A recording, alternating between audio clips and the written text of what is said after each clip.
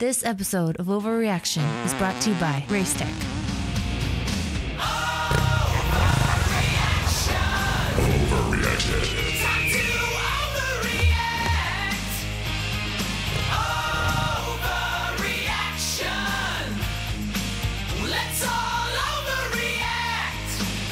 Motocross fans, it's time to overreact. It's the Hangtown Classic. I love the Hangtown Classic.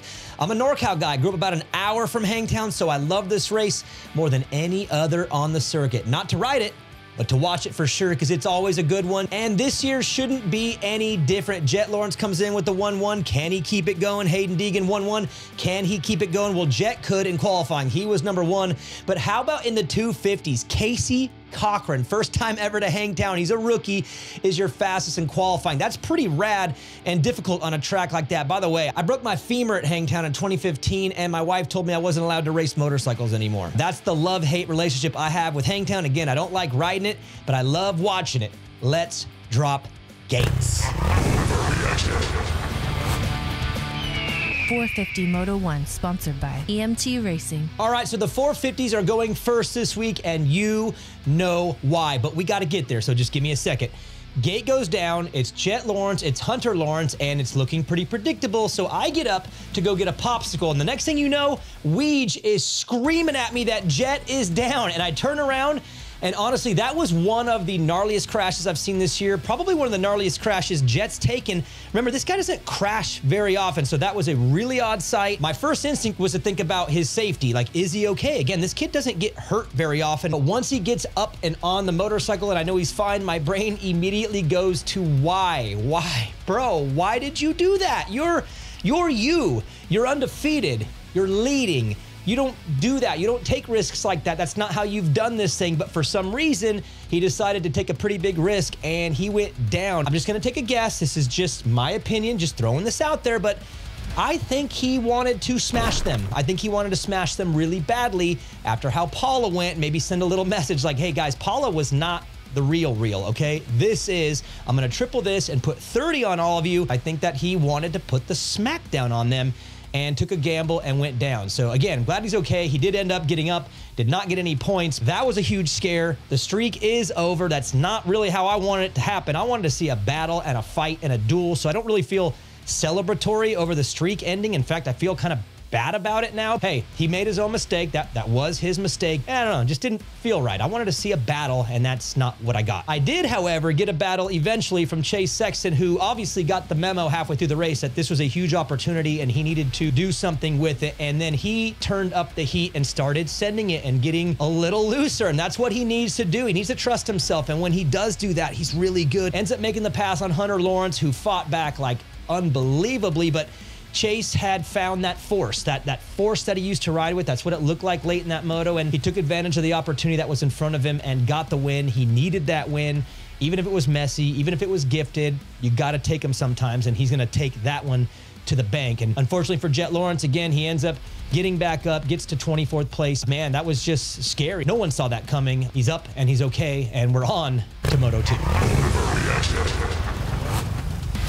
450 Moto 2, sponsored by Guts Racing. All right, so Moto 2 of the 450s, and I'm watching Jett Lawrence from outside the box pull the nastiest start, and he almost gets it, but he doesn't. It's Justin Cooper out front, and then there's Chase Sexton, who just spins out, goes down, he's in dead last, and I'm thinking, bro, you just changed everything. You just changed everything, and now you just changed it again, and you are last. Little did I know. But the racing out front was awesome. First, you had Aaron Plessinger going by Justin Cooper. He says, the Cowboys win in Hangtown, and he takes off with it, checks out on everybody, and I think he's thinking he's got this thing to the end, but the Cowboy was gone. Then you got Jason Anderson pulling the nastiest pass on Hunter Lawrence. He was in full send mode down the hill. That was pretty rad and pretty ballsy by Jason Anderson, making the pass. He looked really spunky all day long, especially there wanting to get by them Lawrences. Then you got Jett waking up finally mid-race, and you're thinking, uh-oh, maybe he's gonna go on a run now. He's feeling good. Stu's thinking maybe the body's warming up, and he is on the move, but then he hits the wall, and you could tell the body language just completely changed. Justin Cooper gets him back. Then you have Hunter Lawrence come up, and he's going to make the pass on his brother. You could see Jett's body again, just kind of giving out for the day. Then you got Jason Anderson. He's going to come through and make the pass on Jett Lawrence, and this is just a weird look, we're not used to seeing this on outdoors at all. And obviously this has been like the worst day for Jett ever. Still, just hard to watch it happen as he works his way back through the pack. And then all of a sudden out of nowhere is Chase Sexton, who comes flying in, and look, bro, settle down. Okay, that was a little too close. In fact, you're about to go through a tear as I say that. You go by Jason Anderson, you're gonna go by, I mean, he kind of went degaff there for a while and decided to just go completely uncorked. He didn't care who was around him. He was gonna go by him and blow by them no matter what, and he was gonna get to second. He was going to get the overall, and he was going to get to second. And then Chase meets his match in Justin Cooper. Shout out Justin Cooper for fighting back and giving Chase a little bit of a scare. He was the only one to really do that, but Chase was by. And then I'm thinking he's got it. He's in second. He's good. There's nothing left to accomplish, bro. You got the overall, the points lead, great ride. No, no, no. He wanted it. He wanted it. He wanted it so bad. He went after Aaron Plessinger, made the pass in the last lap, and went from 40th to 1st in one of the gnarliest motos I've ever seen. You've heard Beast Mode from Tomac. You've heard El Chupacabra from Blake Baggett. I don't know what we call that, but that needs a name. It was 40th to 1st, like an absolute savage. And everything's changed. There's my analysis for 450s. Everything has changed like that. Jett is wounded. It's going to take him probably a couple weeks to get back to normal, and Chase has caught fire. This 450 championship has just flipped on its head.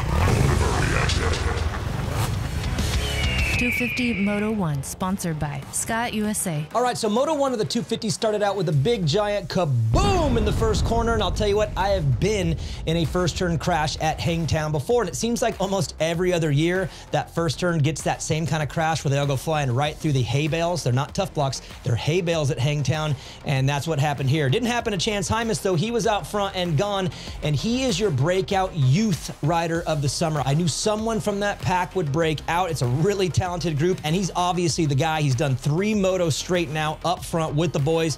Chance Hymas out front pulling away. But Haiden Deegan decides to go on an absolute tear. He starts with Julian Beaumer up the hill. He ended up having a sick line there that he used multiple times.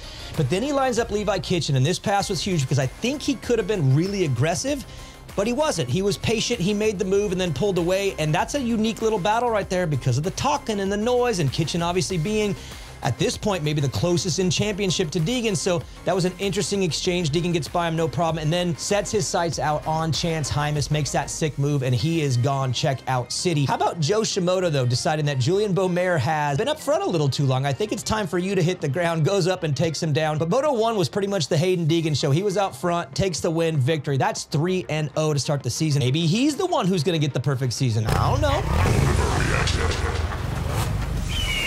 250 Moto 2, sponsored by Mika Metals. So the gate goes down for 250 Moto number 2, and Haiden Deegan is out front, and I'm thinking, here we go. 22-0. Homeboy is locked in. Now he can't even miss on his starts, and he is gone. You got Levi Kitchen in there, hanging in there. He's the clear number 2 at this moment in the race. Tom Vial's way back, but he's got Ty Masterpool, his teammate, right there. And I'm going to tell you right now, Ty Masterpool is going to get a podium this summer on that 250. I don't know if he stays there or where this goes career-wise, but that guy's going to get a podium this summer. He's getting better every week, and it could happen by, I don't know, halfway through the season, he could get one. Just like Haiden Deegan in Moto 1, though, this is Tom Vial's moto to go absolutely nuts and absolutely ham. First off, he passes Ty Masterpool and then closes in on Levi Kitchen, and this is kind of your battle for second in the championship, and he decides that Levi Kitchen needs to go.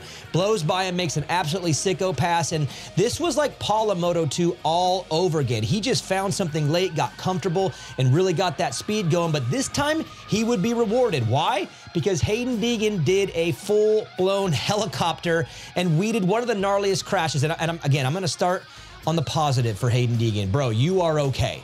You're not hurt. That is a positive, because that could have been a really bad crash, something broken or torn, and you're out. But no, you get up, you still get the overall, you still got the points lead by double digits, so you're all good. But on the negative, Tom Vial has not been very comfortable yet this season, and he is comfortable now. He looked good in that second moto. You get a win, you get the confidence, the flight home feels different. That's probably the door that shouldn't have been opened in this crash. So again, on the positive, you're good. You're healthy. You're the points leader. You got the overall. But on the negative, you may have just got Tom Vial comfortable. 250 racing, though, all over the place. It's going to be great. We're going to cover it this week on the Daniel Blair Show. It's going to be a good one. Oh boy, we have a lot to cover.